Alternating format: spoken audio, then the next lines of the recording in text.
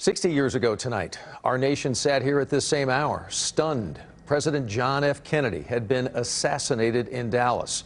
Earlier this morning, today, a crowd gathered at Dealey Plaza to hold a special moment of silence to honor President Kennedy's memory. Investigators say ultimately he was shot twice that day, and then the FBI later found Lee Harvey Oswald acted alone in that shooting.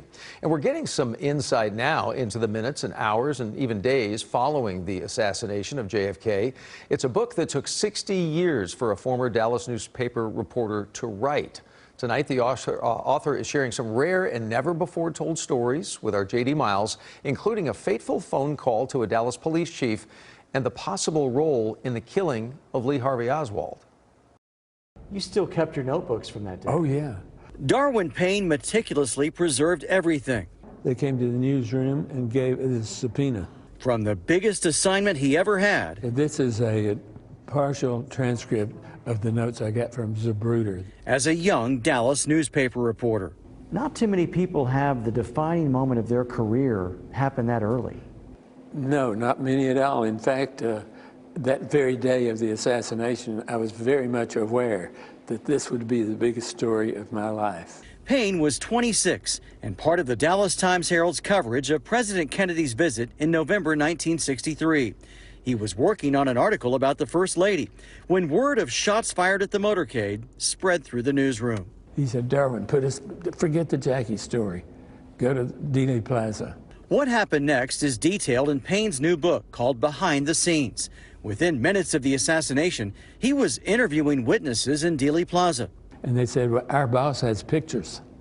Oh, I said, well, where is he? And was directed to the nearby office of the most famous one, Abraham Zapruder, who recorded the assassination on film that the public would not see for years.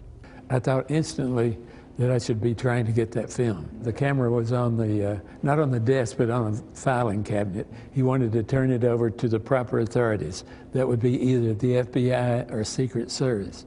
Payne didn't get the film, but he did see evidence carried out of the Texas School Book Depository. It may have been the gun, but I didn't get a picture of it. On the night before Lee Harvey Oswald was to be transported from the city to county jail, Payne made a phone call that may have changed the course of history.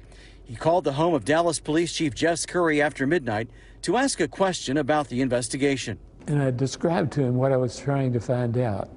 And somehow he was so sleepy, or he had taken sleeping pills, maybe, I don't know, but I couldn't wake him up. And he talked in meaningless words and sentences. As Payne writes in his book, authorities were receiving threats to Oswald's life, and the sheriff wanted to make the transfer during the night. Payne writes, I saw that my post-midnight call to Chief Curry must have caused the chief and his wife to take their telephone off the hook to avoid further interruptions. Several officers afterward tried without success to reach him that night with what they believed was critical information about threats to murder Oswald during his transfer. They tried to call Curry, and they couldn't reach him because the phone was out of order.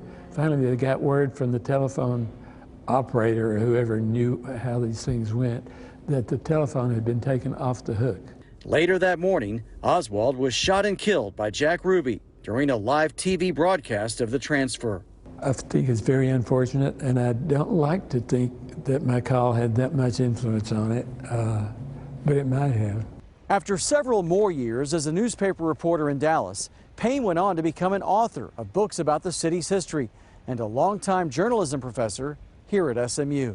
That prevented him from shooting. He says he doesn't remember much that happened way back in 1963, but those 4 days in November are seared into his memory and now detailed in his book, written 60 years later. It's because I seem to have relived it so many times.